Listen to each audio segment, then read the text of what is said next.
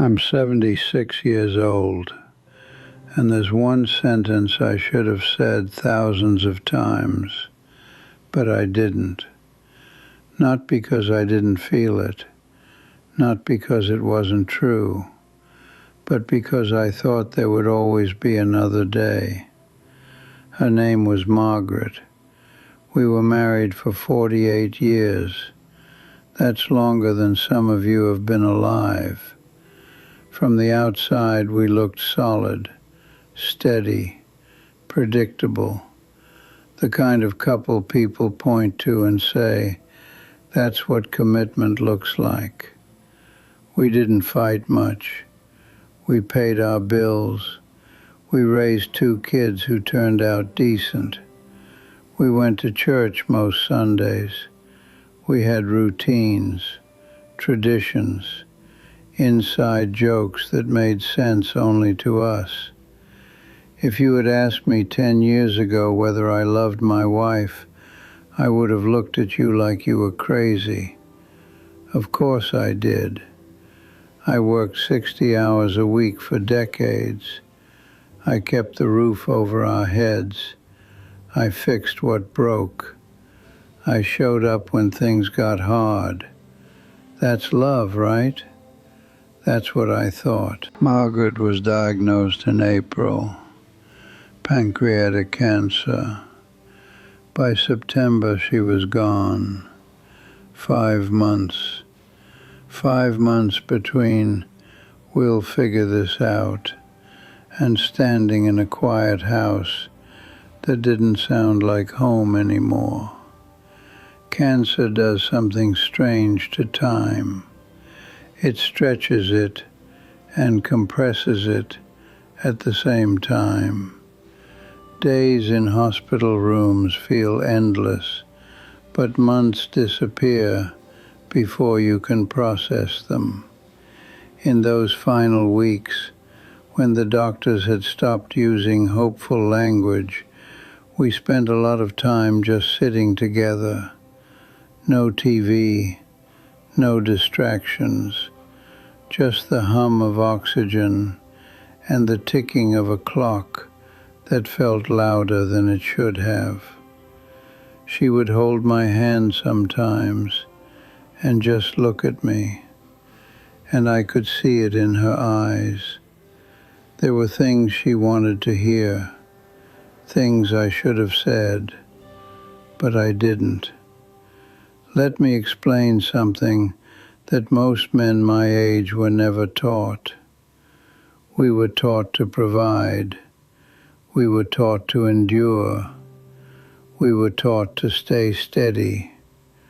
We were not taught to speak our fear. When I married Margaret, I was 28 years old and terrified of failing her. I grew up watching my father lose everything twice: jobs, savings, dignity. I promised myself I would never put my wife through that. So I worked, harder than I needed to, longer than I should have. When she asked me to slow down, I told her, I'm doing this for us, and I believed that. When she wanted to take trips, I said, maybe next year. When she wanted me to come to bed earlier, I said, just one more email.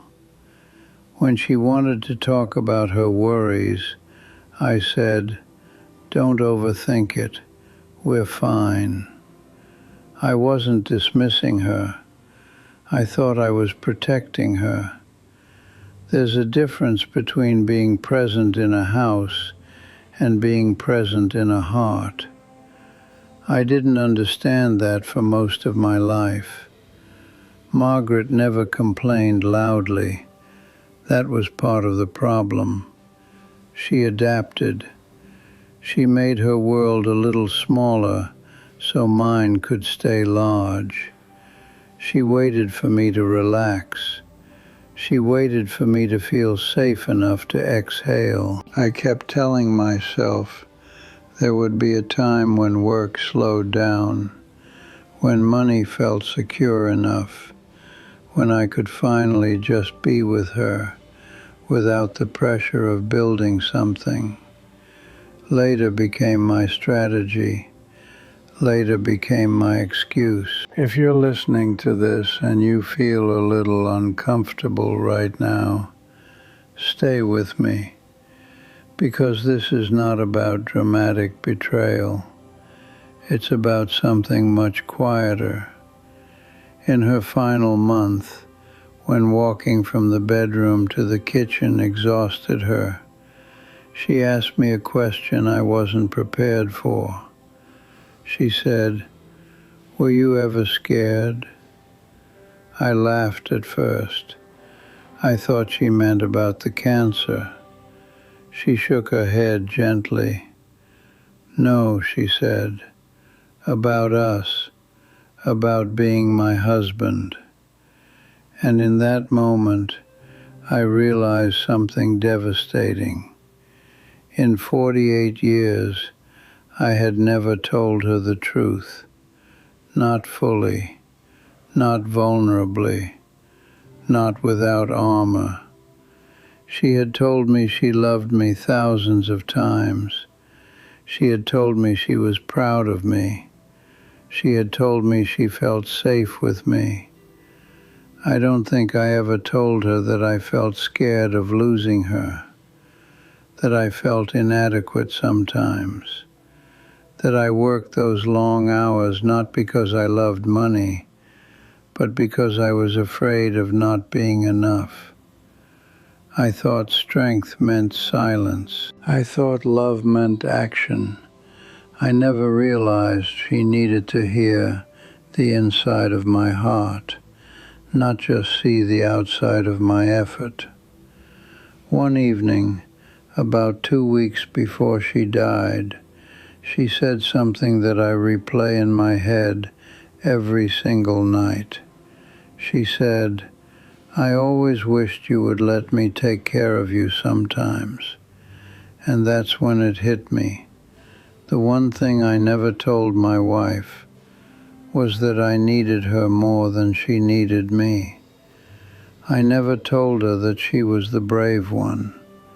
I never told her that the only reason I felt strong in this world was because she was standing beside me.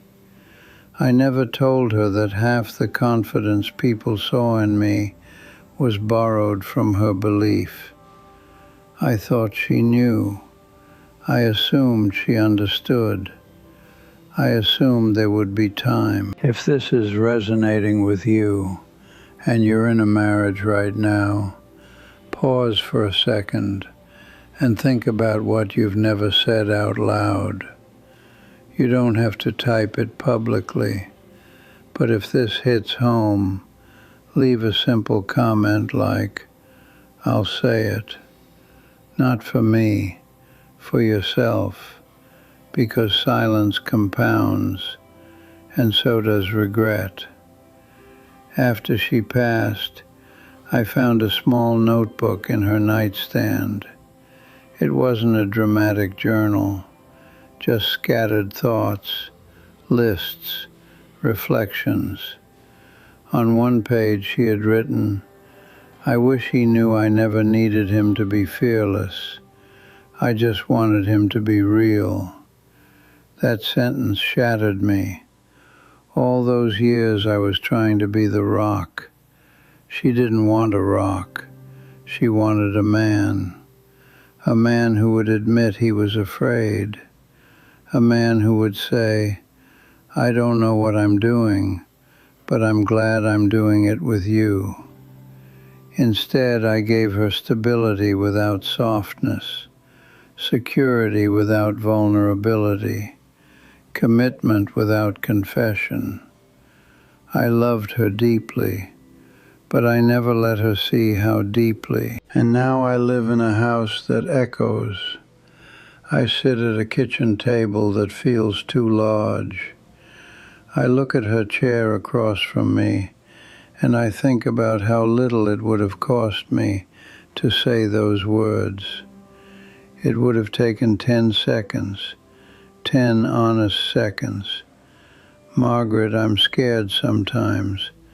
I don't know if I'm enough, but I need you. I always have. I never said it, not like that, not plainly, not courageously. And here's what I need you to understand. The greatest regret is not what you did wrong. It's what you withheld. It's the tenderness you assumed was obvious. It's the vulnerability you postponed. It's the gratitude you kept internal. I don't wake up regretting arguments. I wake up regretting restraint. Men of my generation were trained to swallow emotion, to translate love into labor, to equate silence with strength. But silence builds walls inside marriages, not overnight, gradually, comfortably. If you still have someone sitting across from you at the dinner table, don't wait for a hospital room to become honest. Don't wait for a diagnosis to soften you. Don't wait for a funeral to realize you had something sacred. Because here's the truth that keeps me awake. She would have held me. She would have understood. She would have loved me even more for it. And I never gave her that chance. The one thing I never told my wife was that I was never the strong one. She was. And I needed her every single day. Don't make the same mistake. Say it while you still can.